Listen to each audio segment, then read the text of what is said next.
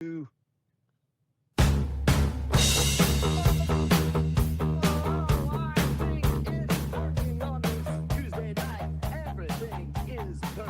normal. All right. Hello, beautiful people. It's time for a great night. I'm Brian Brushwood, live as always in Clearwater, Florida. And joining me, as always, from his home studio in Austin, Texas, is Justin Robert Young. How are you, sir? Hey, fun times. Hey, let me tell you something, brother. It's good to hear from you in Clearwater, Florida, but the home of the beloved immortal Hulk Hogan, who died. Yeah, I definitely drove. I took a right-hand turn on my way to Publix, and all of a sudden I was on Hulk Hogan Boulevard. Did you drop a leg drop into the sand in honor of the Hulkster? Yeah, my heart did. My heart did an atomic kick. Oh my God. Oh, Jesus. When he died, I would like that's the tweet. My heart just leg dropped when I heard the news. Oh man. So yeah, old dude. HH gone. This is a highly Icarus looking episode so far. So the whole setup for anybody just listening to the audio version is I'm in a laptop that's remote accessed into HQ, and I am coming in via Google Hangout on an iPhone. Justin is remote in his studio, but I'm just using the regular switching rig, so I'm able to do feature the chats on screen and everyone. Oh, it says here, does he know the audio is really low? I can fix that. That's a thing. Did you? That's the question we want to know. Before you fix it, did you know your audio was really low? You know what? I did not. And I That's thank good. you. I actually don't know why my audio is really low. Damn. A mystery. But I'm gonna turn a you mystery afoot. Well, now, why would Brian's audio be very low? And I need to assemble a talented roster to get down to business. I'm Knives Out man. What's funny is for a brief moment, and I was like, is he doing a Jesse Jackson riff? Like, where's the line between those two? Who could have made Brian's audio so low? Could it have been the computer? Could it have been the iPhone? Or could it indeed have been? Yeah, that would be more the Jesse Jackson. That's not a bad first stab at a Jesse Jackson. I'm only going to do jokes about dead people now. Hulk Hogan to begin with, Jesse Jackson. Although based on Hulk Hogan's history, I don't know how much Hulk Hogan liked Jesse Jackson or vice versa. But Jesus. But yeah, that'll be that's a hell of a tag team. Hell of a tag team. Hogan and Jackson. In heaven. Hogan in heaven. And Jackson, NSFW. There we go. All right. So you, Brian, are out in Clearwater, Florida, because you did a big event yesterday, right? Yeah, that's right. Oh my God, so much has happened. Okay, so first of all, yesterday Perry Carpenter and I did the Mark and the Mask, basically a full deconstruction of everything we know about deception. Spoiler alert, we didn't get to it all, but along the way, we discovered my new favorite thing on the planet, which is the unfathomably uncanny experience of what happens when I make a deep fake of Perry Carpenter and Perry Carpenter makes a deep fake of me. They are both deeply unpleasant because he has a more introspective, quieter disposition, and I could not contain my Brianness. When Perry Carpenter grins his ear-splitting, shit-eating grin, you expect the knife to come out. But it was really great. We talked about the emerging trends of how to build systems that are resistant to perfect deepfakes, not just good ones, but what happens when they're perfect and real time. And one of the folks there was a last minute ticket buyer, and I asked, "Tell me a bit, why? What's up?" And to this person, it was a present tense problem that they are having state actors pretend to be regular humans for these jobs that they're getting. And they're like, this isn't a hypothetical pie in the sky thing. well, today we got this problem today, which was extraordinary. It was really a lot of fun. There was And a so now, story somebody reported a few weeks ago. There was a defector from North Korea that like a way that North Korea was getting money into their government was they would send talented coders to live in Beijing where the internet was more stable and just have 9 American jobs. They would just get as many American jobs as possible with forged documents and then just cash those checks because if you could work remote, then doesn't matter as long as you can ship the code. You can ship the code. Probably even easier to do with AI.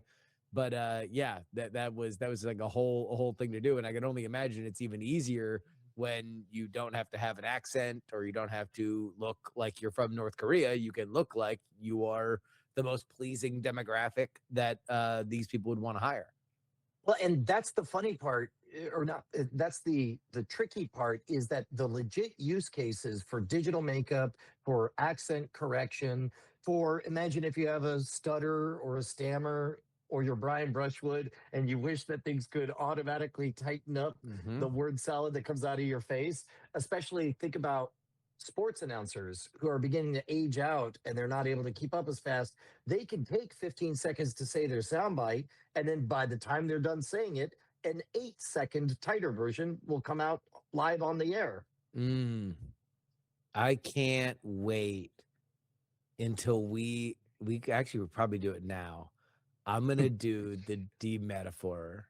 I'm gonna make us a filter Oh, that just no. takes all of Brian and just does not use Oh, metaphors at all. no. Every time you try to put a metaphor in, it just spits it out without the It's metaphor. It just it's like says it's like a exactly what dog you mean. translator. Yeah. It is, yeah. And we'll find out that Brian has 9 words to say. There are 9 words that need to be said if they are not cloaked in, like, it's like the fillet of fish. When you have the fillet of fish, you can't have a McRib.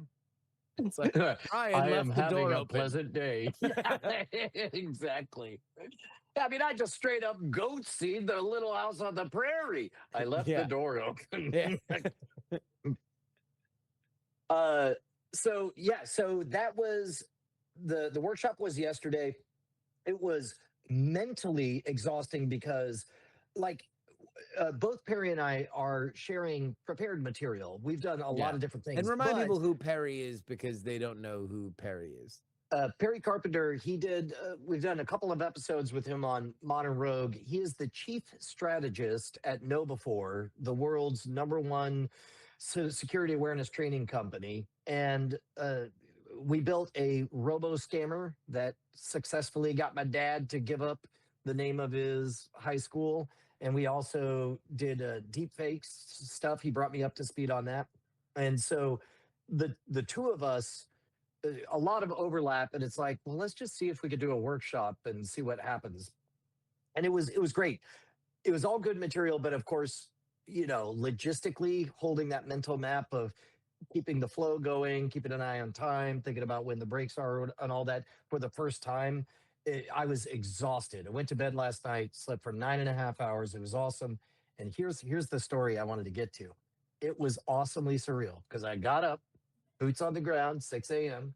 I went out and it was gorgeous. The temperature was perfect. It was beautiful out. We're on the East Coast of the West Coast, the Bay side of America's Wang. I'm You are using on metaphors. the West Coast. Well, yeah, no, your beach specifically, Clearwater Beach, is facing inland on a little mini peninsula on a peninsula of Florida. But yeah, you are in the Gulf of America. That is the waters that you are dipping your toes into. Yeah, so I walked forward and I could see the moon, and there was like a cloud passing over the moon, and I was like, man, that's crazy. Why is the moon so cloudy? Because I can't see the edges of the cloud. And then I squinted and I look left and I look right, and then I look around and the sun is about to rise. Like it's full on sunrise. The sun ain't come up yet, and there's not a cloud in the sky to the east at all, or west. No, yeah, east, to the east at all. And I look again and I'm like, why is the moon broke? Is there a lot of smog? Is that what's going on? And for some reason, the moon is just broken. Why is the moon broken? Do you have a guess? No. So I scanned through all the things that I could think of that could possibly be causing the moon to be the full beautiful moon to just be the wrong color. And like an idiot, I press the button and I say, "Hey Siri, is there a total lunar eclipse happening?" And it says, "Yes, totality began 2 minutes ago." Oh wow. And I was like, "What the fuck?" It was amazing.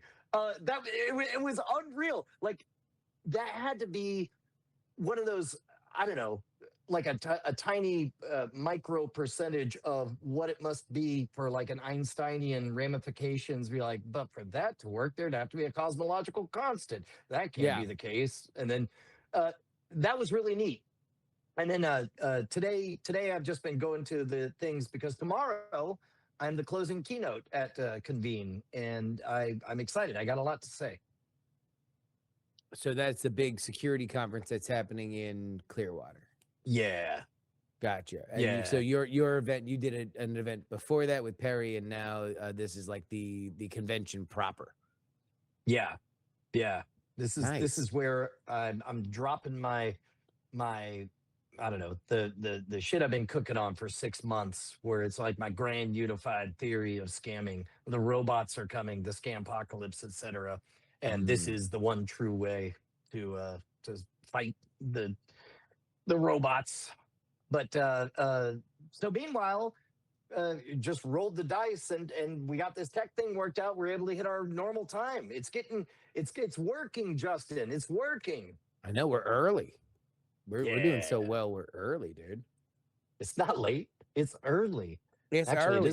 it was 4:30. It's only in the morning. It's only in the morning. Should be eating breakfast. So Did I tell you that I uh think I saw or I heard a whistle tip in my neighborhood? no. Yeah. How did it go? Woo! I I was Oh. running early in the morning, and I should have been eating breakfast. Actually, it was like early. It was like when I normally am up at like 4:30. It was like no, it was not daylight or anything, and I heard a like woo, and I'm like, I swear I've watched that video so many times. I know that the whistles go woo. Uh, I didn't know they still made those. I don't know. How do you I even? do you think Chatty G would know whether or not those are popular anymore, or like I mean, I assume they're illegal. yes, but illegal and popular often go hand in hand. But yeah, that's the crazy thing though, is that like if you have a whistle tip, it's not like you can turn it on and off when you want, unless there's new technology in whistle tips, unless there's open source Chinese whistle tips that are infecting the bloodstream of America. Maybe that's the case. Imagine that James Bond has like a Bluetooth whistle tip. See here, Bond. When you adjust your lapel, then the whistles go woo. Yeah, Q, when would I ever use such a thing? You might find yourself in a neighborhood whose demographic would appreciate an unambiguous signal of allegiance. Exactly. But of course, that's only in the morning. You should be eating breakfast. Uh-oh, it looks like we have a looks like Oh, we hell have a little yeah, guest. baby We have attack. a little guest. We are Ladies and gentlemen, weighing in at how many pounds? about At a 21. oh my God, look at Bella. Bella, you're Bella. on the pod. This might be your first appearance on the podcast. I Hi, don't know if you've been Bella. on the podcast yet. You got to wave hi to Uncle Brian. Wave Hi. hi. Hi. No, Hi. hi. She's looking off to the side. Hi. Hi. Hi. Hi. This is Hello. yeah. Suck it, audio. Yeah, there's just a little baby. Just a little Eat baby. Now the dog thing shit. about the baby is you can go "Ah, ah, ah." Oh my God. Boy, what a great gag it would be if you just had like fake blood. And it's like for a second. That'd be great. Okay. Bella's bored. Say goodbye, Bella. Bye Bye, bye. Bella. Bye bye. Bye bye. Bye. Ooh. Man, I just realized we uh we were hanging out just a couple days ago, weren't we? Yeah. Well, on Thursday, right? No. Oh, yes, Saturday. Saturday. Yeah, Saturday. man, it's been a few days. Yeah, Saturday we had my wife's birthday and a bunch of people came out. It was really, really nice. Got a bunch of food. And that was good. Had a lot of people in the house. A lot of people in the house. Actually, here's Yeah. a fun story. Let me tell you a fun story, Brian. Yeah. So I'm not going to name the company, but people who have followed the journey understand that periodically I got to fly to San Francisco. And so it was explained to me that there was a big important thing that we had to do on Monday. So I had to get on a plane, go out to San Francisco because that's my job, right? Yeah. So I do. And I'm on the flight and I'm watching Begonia. You ever seen Begonia? No, is it a movie? Yeah, Emma Stone and Jesse Plemons. It's America's nebbish villain for the moment.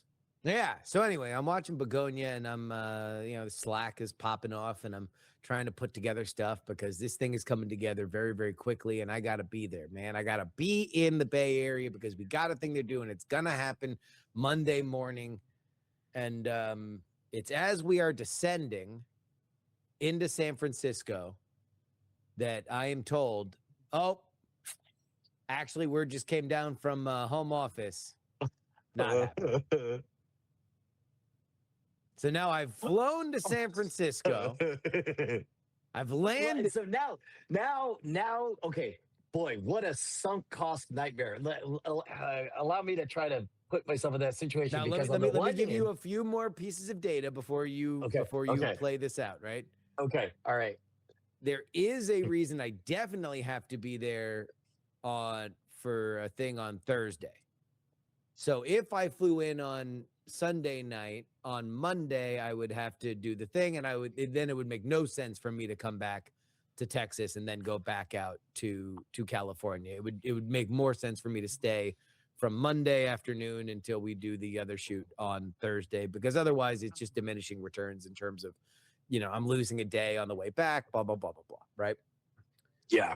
But I am landing at 5:20 Pacific time. Oh, that's very early. Yes. And that means flights are going on time at an unpopular time of the day, which means before you land that you got it. Okay, so the if then I would run is number one, find out first, is it possible that literally another flight leaves in 15 minutes and you could just straight up walk into the next one? Yeah. If yes or no, actually, to be honest, that's really the only thing, because after that, then you do the mental gymnastics to, if it's 4 hours till the next flight, then you decide you leave the airport out of the security zone to get like a particular sandwich so you can say I flew out. Actually, you would probably do a push-up and eat one egg, and so that you could literally talk about the time that you went to San Francisco, did a push-up, ate an egg on it, and then left. What else was there to do with it? Yep. That's great. Okay. So you're obviously here. So I gotta. I'm in Austin. Yeah. Yes. How did that play out? Since I've taken so many flights from San Francisco to Austin, I've now memorized United's schedule. So I knew for a fact that their next flight out from San Francisco to Austin was at 6:30. I'm landing at 5:20. And then the one after that is their red eye. So it leaves at like 10. You don't get in until, basically 5 o'clock in the morning. Oh, this is PM. Yeah. Oh, wow. So you were able to just book and jump. Just bought a one-way flight and boom, Abe Simpson, that hoe. I just walked right in. I walked from one terminal to the other terminal. I did have the did a push up and ate an egg on it was I had one Stone IPA on tap, and then I got right on another bird and I flew right back to Austin. But the good news is I saw 2 movies. I watched Begonia and F1, and I've got thoughts That's on amazing. both. Okay, well, yeah, no, let me hear about Begonia. I don't know nothing about that one. So Begonia is Yorgos Lanthimos. He does basically he does like a movie a year with Emma Stone. Him and Emma Stone just kind of constantly work together. But the thumbnail sketch of Begonia is that it's a very it could almost be a play, to be honest with you. It's a kind of small story with essentially 4 characters.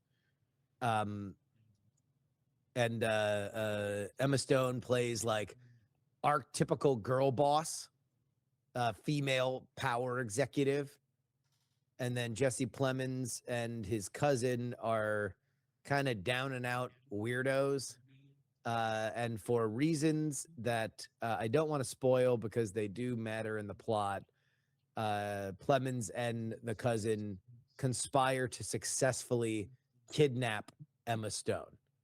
And they've got reasons. Oh, is that you know what? Crazy reasons. I saw somebody watching that on the flight out here. I looked over, I saw, oh, there's Jesse Plemons, America's nebbish villain. Yeah. And he's a nebbish villain in this one, and he gets really mad about things. And the thing about Yorgos Lanthimos is that he's a bit of an odd director. He's going to do something that'll be a little shocking or weird. And so the entire movie, you're kind of like, where's it coming? There's a lot of people are talking a lot of weird and crazy stuff, but at some point, he's going to make things weird and crazy. Guess what? He does. Eventually, he does. He will not let you down. But that was really good. I can understand why that one probably gets acting awards buzz. And then F1, boy, just a fun movie. Just a good, like, if you like Top Gun Maverick. Yeah, if you like Top Gun Maverick, what if it was Brad Pitt in a car instead of Tom Cruise in a plane? Yeah, somebody is in the wrong position. Get them in the right position. I'll tell you what. I'll take this unthought of position. Number, count, do. It worked. It didn't work. I lost something. I gained something. F1. It's a different song. Fucking nailed it, dude. You got it 100%. It's basically that. It's basically that, except Brad Pitt is Tom Cruise. What's his face? The Spanish actor is Antonio Banderas. No, the other one, the newer one, not Antonio. Ricky Martin. No, he's Puerto Rican. Caesar Milan. Caesar, yeah, it's the dog whisperer. You got it. Okay, good. You got it. The dog whisperer. Yeah. My favorite part was in the third act when they're about to race in Milan. Caesar goes, pss, pss, pss, and then a dog behaves. But yeah, including, dude, down to like there's a younger protege who's not ready but is about to listen. There's an old badass who's like, yeah, he's kind of fucked up and he has a little bit to get over, but not all that much. It's really that the young kids need to open up their goddamn ears and listen. There's badass. The old character bangs an appropriately aged woman, so nobody's creeped out about it. It's great, and the action's really fun. But yeah, I watched 2 movies because I was on planes for a collective 7 hours, so I could not be anywhere different. Now, here's the real question is, were you productive enough thanks to that little deadline that weirdly it felt like a good day at the office? Nope. No. Nope. Okay. No, because all the work went into a project that didn't happen. So it's like it was a good. So it's Yeah, not I was bankable work for some other thing. no, I was running out a pitch. Like I hit an infield dribbler, and I was gonna get thrown out at first, but it was good to know that I hustled just in Yeah. case, Yeah. right? You know, You didn't waltz to I first. didn't waltz. I didn't waltz. But yeah, so that was interesting. And What then, what a week. Well, and we haven't even gotten back all the way to when we hung out Saturday night. yeah, well, no, I don't know. I don't know what else there really is to say about that. Other than it was just a good old adults having a was. fun time. It's just a bunch of Well, the 30 reason and I'm- 40 somethings and 50 somethings just, chopping it up.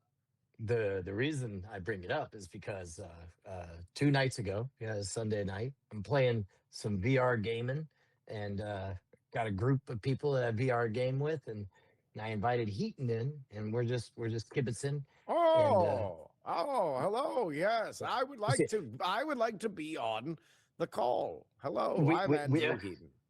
Thank you, Andrew. I'm glad My you made it. guest today is Yeah. Brian Brushwood. He's Yes. inviting me to play a VR game, and I would Exactly. like to do it. Well, so we're dead. We're just a couple of Brought ghosts. to you floating by around. Cat Cuffs. Are you a cat criminal? Get ready for Cat Cuffs. Yes. So and so we're just floating around as My ghosts. Patreon episode this week is with Brian Brushwood. We canceled him from the main show so we could put him on the Patreon. So now it's getting too real. he has me in Patreon bonus jail. He's like, I have all my favorite guests, Brian, I and know. you could be the bonus episode. I'm like, so we're just as hard, be just as insightful. Yes. Have virtually nobody see. All right, that's fine. Enjoy. You're what the I like to Senator- call a fluffer. You're there to make other people. So anyway, go ahead. Yeah, too real. But so now you understand the joy that I Yeah. experienced, where as a pair of ghosts floating around haunting this area, it's like I hung out with Jen last night because I was here in Florida, but it was Yeah. only the previous night. I'm like, hung out with Jen last night. He's like, oh, did you? I was like, yeah. Justin was there too. Hung out with Jen's husband, Justin's Mhm. wife. Bonnie came out. It was great and this, that, and the other. And then it's just awkward silence. Like, yeah, I've got to move.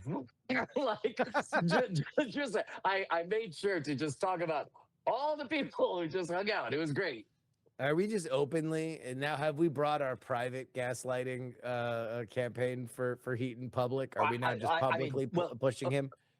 If it is a secret that we are big fans of our friend Andrew Heaton and We would do. love it if he moved somewhere, that would be, I don't know that needs to stay in the bottle. I'm That's right, Andrew Heaton, and I'm we're- legally committing to moving back to Austin. See, now Oh my take God. that and deep fake No it. deep fakes detected. I'm Exactly. sorry. Yeah, it passed the test. Perry and I are a couple of real pieces of work using technology. Clearly, you could just summon them. Mm-hmm. Mm-hmm. Although that is part of it, is you got to do a pretty good impression. They call me the human deep fake. Oh, I'm glad the word fake was at the end. Human. Yeah, dude, man, people. It's good to have friends. People are too Bold. lonely. People are too lonely these days. What's up Yeah, with knock all it the off. lonely people? Where do they all come from? Yeah. Yeah. Doo-doo-doo.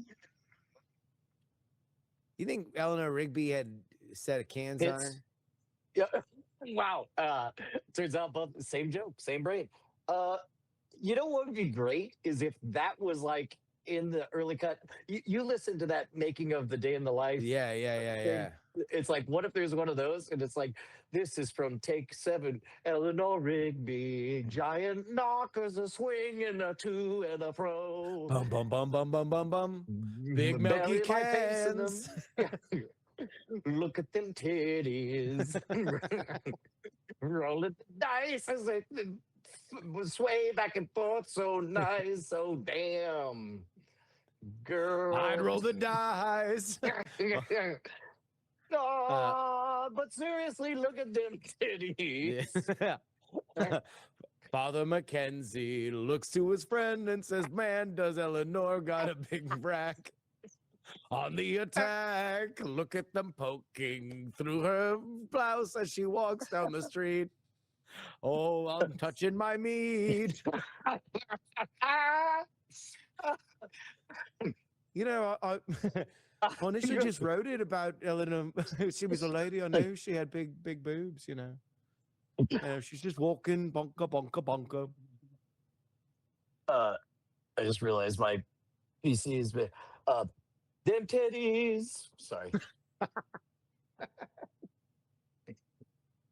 Apparently my computer had not been plugged in for a minute. This whole thing Oh, almost went sideways, Justin. damn, we almost Yeah, got we were it. having too much fun. Too much. Eleanor Rigby. Boy, that Paul McCartney. I remember listening to the documentary Night Attack Live, in which he confessed that he's a passionate dude. He is a passionate dude, passionate man. That was my favorite part of Get Back, was when he talked about Eleanor Rigby's big old titties. A lot of people don't know, but Eleanor Rigby was about a woman named Eleanor Rigby. She was a woman, and you know what that means. Yeah. A lot of British people at this convention. Really? Yeah. Are Yeah. they why? Are they where are they lost? Well, Florida, right? So if you're going to They go to a security love conference Florida. in America, right? British people love Florida. Yeah. I'm not shitting you. We went to London like 2 weeks after we went to Disney, and I swear to God, I heard more British accents at Disney than I did London. Like there are so many British people at Disney at any given time. They just like Orlando is just for whatever reason, it's just heaven. They just pack in these planes with these pasty skinned people and they roll on out and they all look like thumbs and they just dance the night away at Treasure Island. Yeah. Oh, sorry. The Brian bot just came online. A simile was detected. He means they're very wrinkled and often bald. They don't all look like thumbs, but many look like thumbs. Wait, are you wearing an I voted sticker? I am. Yeah, I voted. Suck it, audio. The Q was in front of your face the whole time. Only real video people know. Remember. I might do a little live stream tonight as the results come in. Probably record an episode right after for the big primaries here in Texas. The stars at night are big and bright, along with the primaries deep in the heart of Texas. There's a series of claps in there. So there's the clap. We're talking about Congress after all. Oh, so we're talking about Congress. Oh, he did the Andrew Dice Clay thing. Suck it, audio. A little filibuster. I didn't know your cousin was named Buster. Oh! So the primary, I assume, matters, especially for the Democratic side, because word around the campfire is there's a sentiment brewing that maybe there's a seat up for grabs that traditionally is always Republican. Or well, no, it's both. It's both, actually. What? The Republicans are in a three-way dance between Ken Paxton, the sitting Republican Senator John Cornyn, and Wesley Hunt. And then John Cornyn is in trouble. He would have to punch above his weight polling-wise if he were to even lead this. Ken Paxton, scandal plagued though he is, seems to be leading in that race. That would go to a runoff that would vote in May.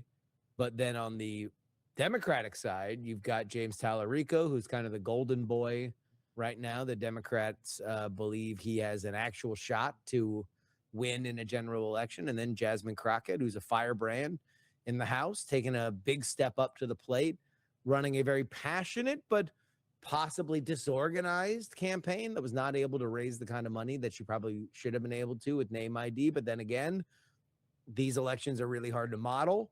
You don't really know exactly where things are going to go. The betting markets believe Tallarico. I got a weird feeling that it might be Crockett. That's who I predicted on the podcast today. But yeah, we'll all find out tonight. Right on. So, in the question from the chat, Gambling Man wants to know if you voted for your mom for the Nope. primary. Jasmine Crockett, because I backed my plays. I want to be right. There's only one way. There's only one way to do about how laws are made, and that's being right. Zang. Yeah, no, I am totally self-interested. What are you gonna vote thought- for your mom? And it's like the news comes in. It's like, I'm sorry, but Justin was wrong by 1 vote. Yeah, for those of you who don't know, for presidential races, I vote for my mom because people get so psychotic with presidential races that it's like I just by the time that election day comes around, I relish in just fucking annoying people because they're so annoying to me. So that's the fastest way to piss the most amount of people off, including my mom, who doesn't like that I do it. Like it. She is not a fan. A noted, on the record, not a fan that I vote for her every 4 years. I don't want your vote. Yeah. She would rather I vote for whoever she votes for, which is these days usually the Democrat. Yeah. It turns out, I think a lot of people feel that way. All things being equal, people would like you to vote however they vote. Yeah, that's pretty much it. They're like, why can't you be me? I would like it if you were me. And you're like, but I can't be me because who would be me? And they'd say, not you, me. Yeah. It's tough to be a third party kind of guy when it's like, yeah, man, you definitely vote. And yeah, vote your conscience. But vote your third party conscience? What the fuck, my guy? What? No, it's too important this time. Yeah. This time, man. You know, it's the most important election of our lifetimes. I'm just glad that the commercials are back. God, political commercials. There was a political commercial that was just nasty that I put on PX3 last Friday. But it's a lady who's running against somebody for some commission or council in Cook County, Illinois. And the person who they're running against was on videotape drunk driving and like talking sass to the cop.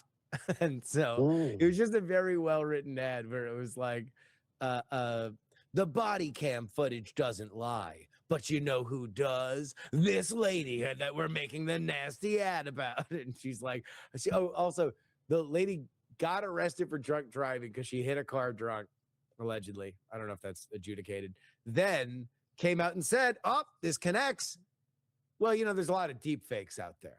So if you've seen a video of me talking sass to the cop. There is rolling Jubilee, but it's too early on that stuff, especially on something with trackable provenance. Yeah. And so, yeah, there was a great ad. And then the person who gave it to me, I guess, was close to the campaign. And so I got a screenshot of a text conversation between him and the candidate, and she was very excited that we talked about the ad and was very complimentary about it. So hat tip to the ad makers on that. It was a very well-made nasty ad. What are the ingredients of an epically good nasty ad? I'm so glad you asked. Okay, so here's what you want in a really, really good nasty ad. Hold on, this is where I'm gonna go on. Tell me, Justin. Okay. So in a really good nasty ad, you, number one, want to have specific footage of the person you are damaging, like doing it themselves. Like normally a middle of the road nasty ad is like scary music, which is usually like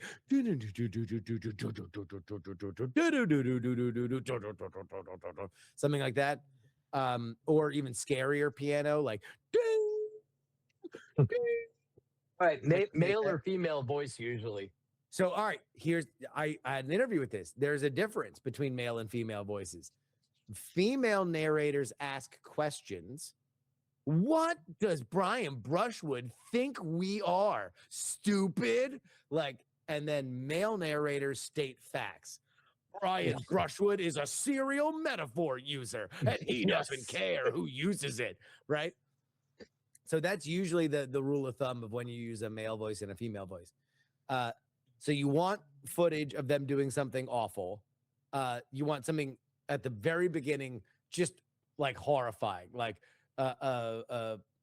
candidate X is a liar, or candidate X wants you dead, something like that, right?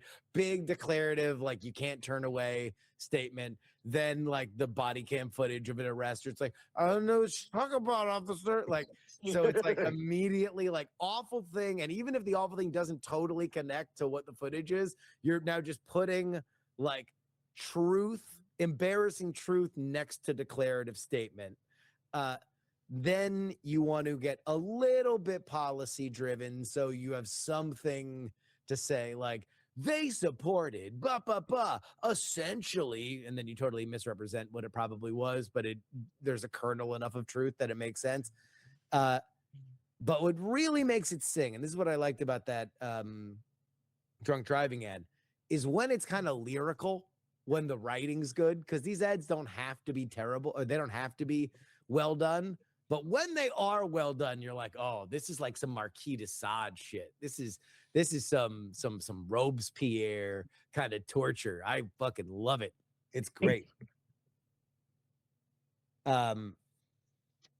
Yeah, so that's what goes into it. Like probably the biggest one that everybody saw because it ran so much was the Trump campaign ran the ads against Kamala, where she was talking about giving transition public money for transition surgeries in prison for felons. Yeah. No so, claims of deep fakery on that one. No, but it was just like, Kamala Harris is an absolute lunatic. And then she's like, I'm doing a thing right now. And then it's like, oh, and then it ended with that ad wound up searing in people's mind because of the tag, like, Trump is for you, Kamala Harris is for they, them. But it's like, there's your lyrical, like, says everything you need in a little sentence. Doodle doot doot doot. Yeah. So that is a good ingredient, punchy, or simple, a good example.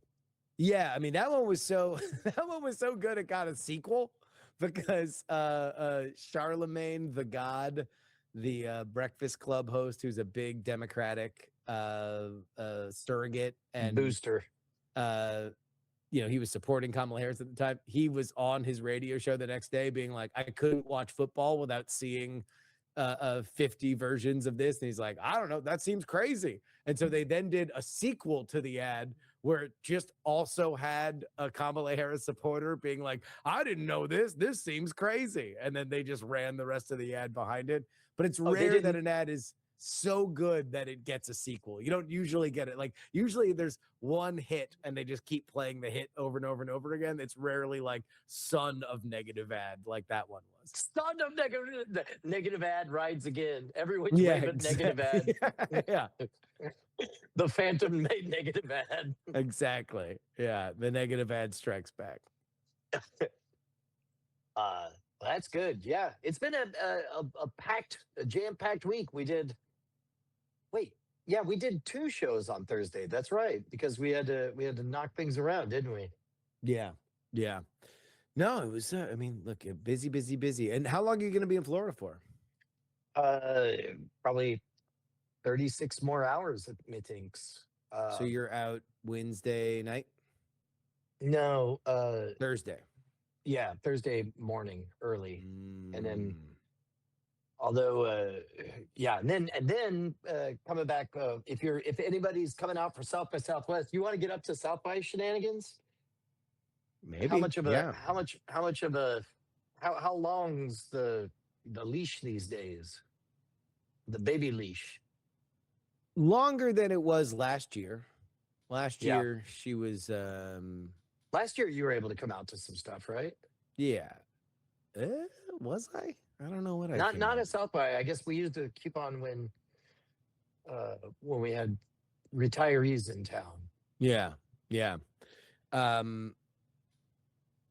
Yeah, I don't know. We'll see. I mean, you don't know, like you don't have like plans, right? It's usually like you just No, people are no. talking, and then you're like, "Come on out! There's a hacky sack party thrown by Raytheon," and it's like, okay, I guess we'll go to the hacky sack party thrown by Raytheon. Well, I'm starting to get the occasional kind of call out of nowhere, like we did an interview with Tom Nash on the Monorail where he's the DJ who had his arms and legs amputated when he was Hmm. 19, and boy, he'll be great on Great Night. He's going to be staying with us, and so he has to do it.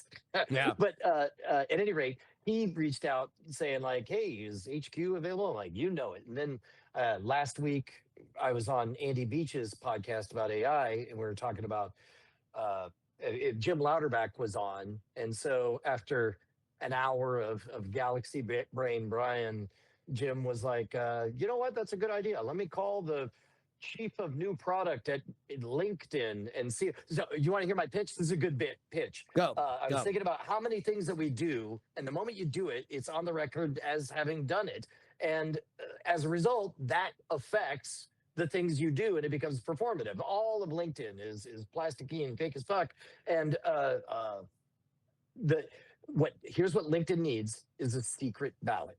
They need you got your public facing layer. I endorse this person.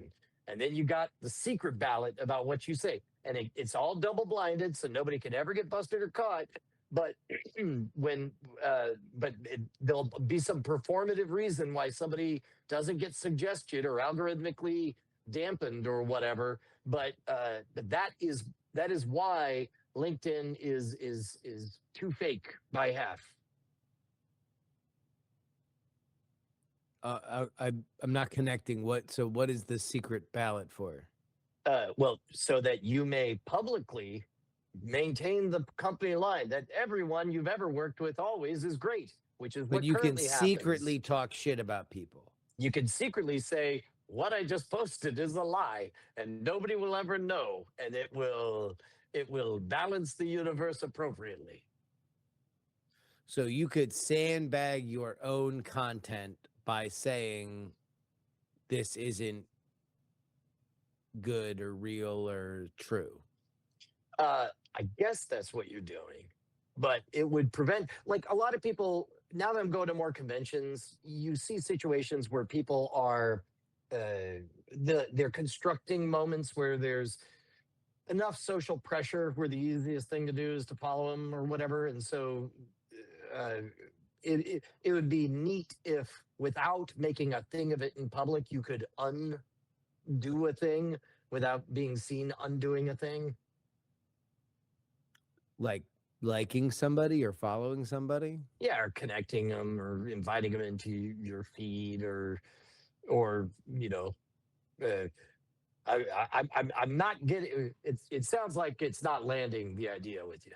You're not Well, a I get fan. number one. I am probably the wrong person to ask because I don't spend a lot of time on LinkedIn, so I don't know. Okay. My sense of LinkedIn is that people like it's for people who like being fake, for whom being fake is kind of like a part of the job.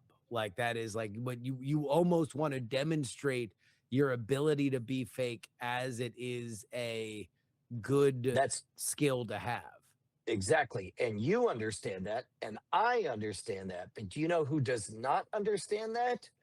The infant robot alien minds that are just accepting things at face value and need to have some way to be informed. And So that is this the is for problem. training purposes or for Uh, learning, for AI learning purposes. for anything purposes, like given that everybody is about to start trusting, nobody's going to search for things on their own. They're going to trust their AI concierge, like, just tell me who's a fit or whatever. And somewhere in that black magic voodoo is going to be some calculus done.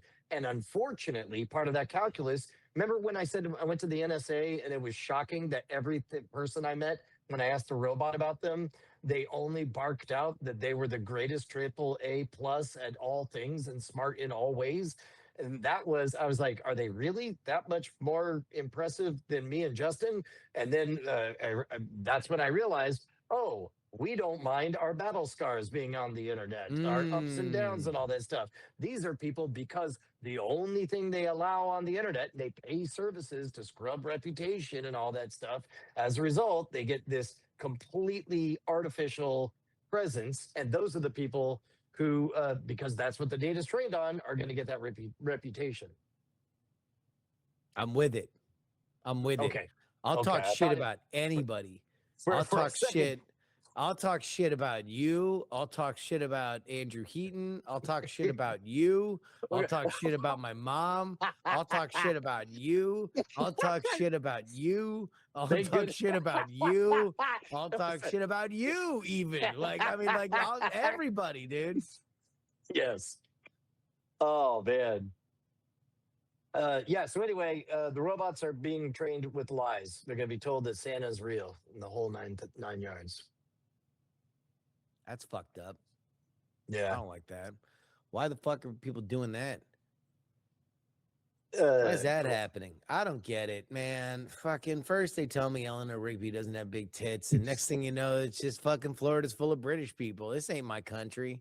Man, take me Dude. back to Hulk Hogan Boulevard. Take me back to the big gold titties that that are sitting on Eleanor That was the Rigby. original song. Big old fat cans, yeah, yeah. Big old fat Take me cans. down.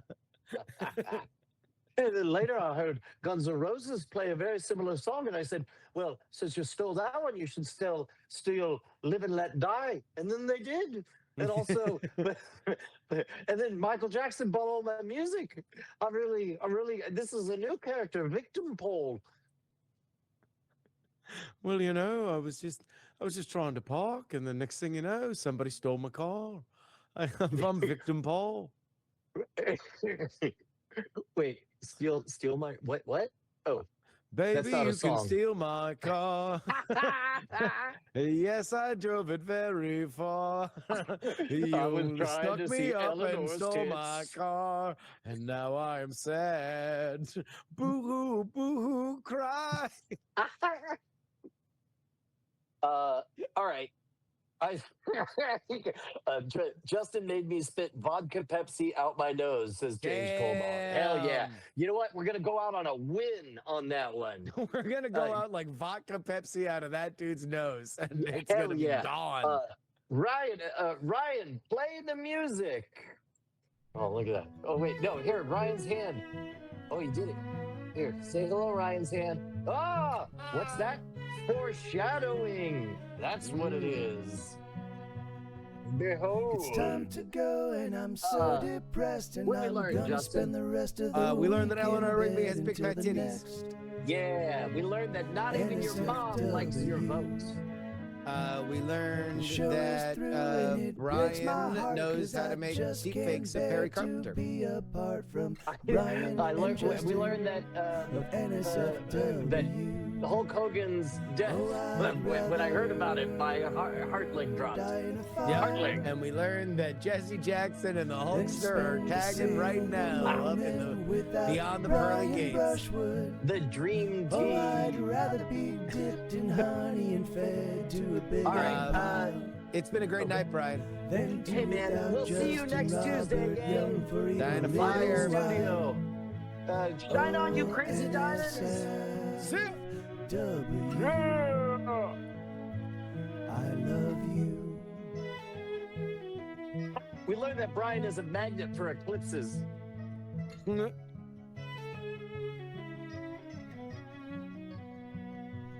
Oh, NSFW,